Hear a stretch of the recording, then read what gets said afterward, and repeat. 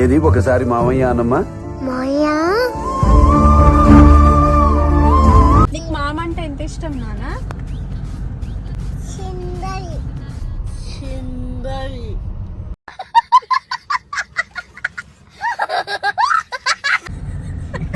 ఎంత ఇష్టం నా నీకు?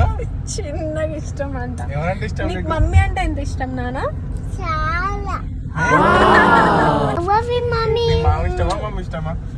మమ్మీ మామ ఇష్టం లేదా?